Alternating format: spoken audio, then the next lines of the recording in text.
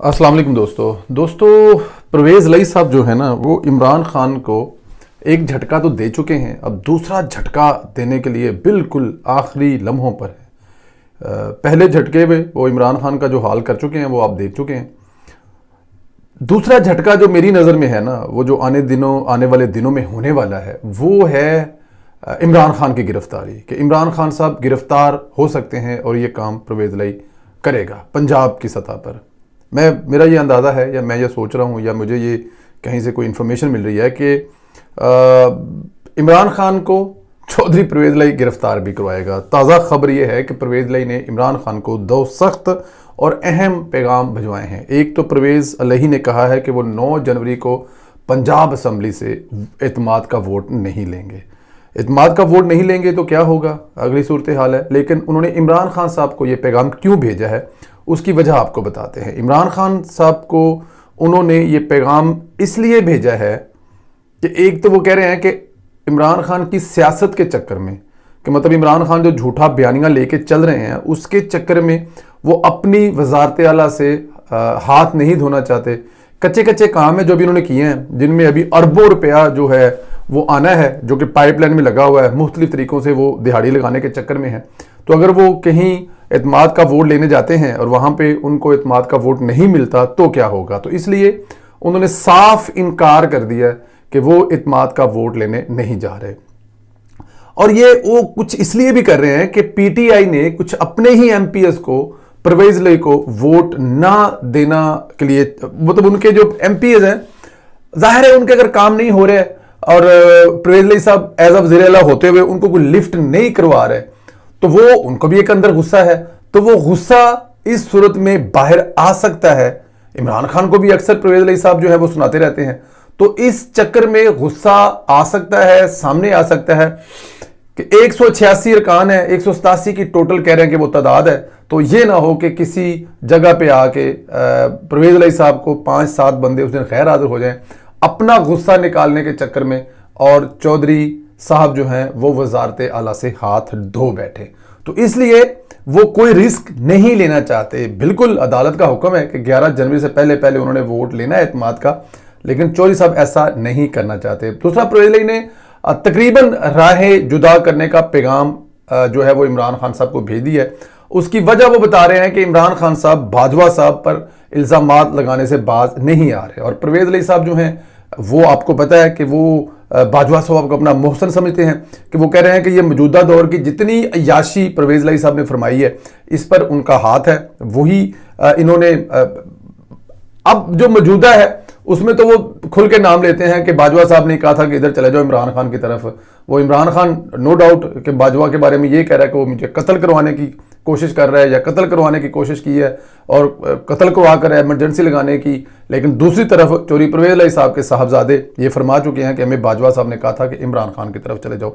तो इसलिए अपने उस एहसान का बदला उतारने के चक्कर में चौधरी परवेज़ लई साहब जो हैं वो ये कहते हैं कि आप इमरान खान पर तनकीद करने से बाज नहीं आ रहे, इसलिए हमारा आपसे अब रास्ते जुदा करने का वक्त आन पहुंचा है।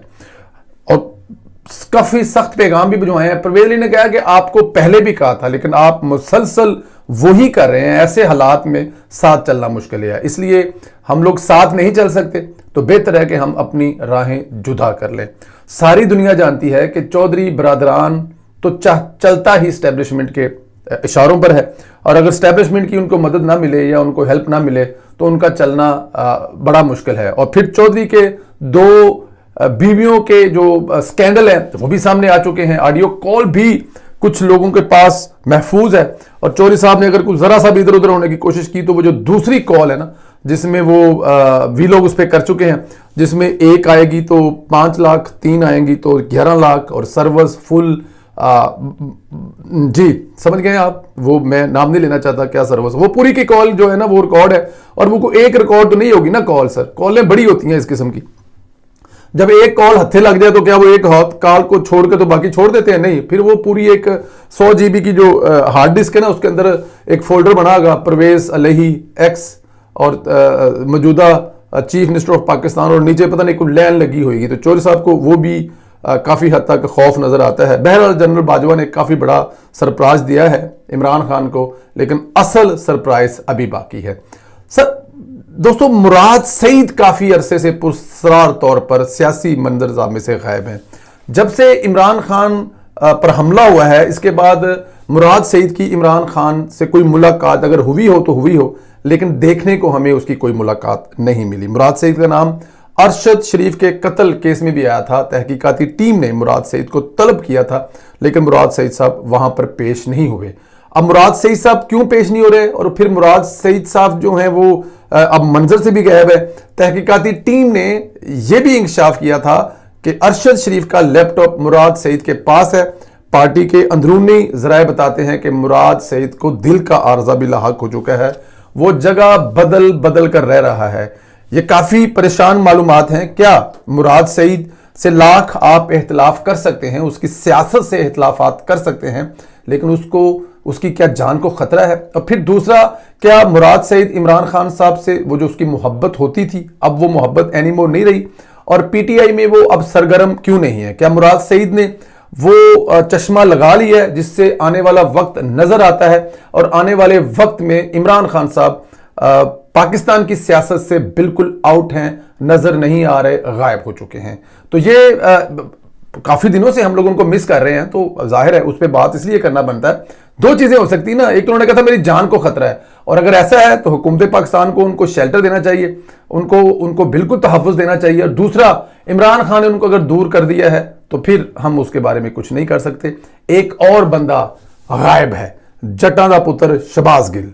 शहबाज गिल जब से जेल से रहा हुआ है, तब से इमरान खान ने इससे दूरी इख्तियार कर रखी है। वो इमरान खान का चीफ ऑफ स्टाफ था, लेकिन जब से रहा हुआ है तब से इसे वो ओहदा भी नहीं मिला। वो ओहदा तभी से शिबली फराज साहब ने अपने हाथ में लिया हुआ है। यानी कि इमरान खान ने शहबाज गिल को भी खुद से दूर कर दिया है। यानी इमरान खान शहबाज गिल पर यकीन नहीं करता, और ये इमरान खान का पुराना तरीका वारदात है। कुर्बानी देने के बाद वो अपना वफादार साथियों और मोहसिनों को फारग कर देता है। और इसी तरह मुझे लगता यह है कि मुराद सईद, और ख़ास तौर पर जो शाह से ज़्यादा शाह का वफादार होता था शहबाज गिल, जो कहता था कि रंदा ऐसा फेरूंगा कि तानू मावा याद आ जाएंगियां, मुराद सईद के बाद शहबाज गिल भी बिल्कुल नज़र नहीं आ रहा है। इमरान खान साहब अपनी पूरी की पूरी टीम जो है वो चेंज कर चुके हैं। उनके नज़दीक जो अब लोग नज़र आ रहे हैं उनमें ये दो नाम नहीं है। और शहबाज गिल साहब तो मेरे ख्याल में उनको मेरे ख्याल में सलवार पहनने की इजाज़त तो मिल गई थी, लेकिन वो खुद सलवार नहीं पहन रहे, एहतियातन शायद सलवार नहीं पहन रहे, वरना उनको तो इजाज़त मिल गई थी कि जनाब आप सलवार पहन सकते हैं। लेकिन अल्लाह ताला की ज़ात करम करे। ऐसे लोगों के साथ ऐसा ही होता है, दिहाड़ियाँ होती हैं, जितनी ज़्यादा लग जाएं, शहबाज गिल जैसे लोगों की वो दिहाड़ियाँ लगाते हैं, और उसके बाद जिनके लिए वो ये सब कुछ कर रहे होते हैं उनको भी ज़रूरत नहीं होती, और शहबाज गिल जैसे लोग भी इतनी पक्की दिहाड़ी लगा चुके होते हैं कि इन्हें भी अपने पुराने मालिकों की ज़रूरत नहीं होती, लेकिन ये नया मालिक कोई ना कोई ढूंढने में कामयाब हो जाते हैं। दोस्तों, मुझे इजाज़त दें, इंशाल्लाह आप लोगों से फिर बात होगी। खुदा हाफिज़।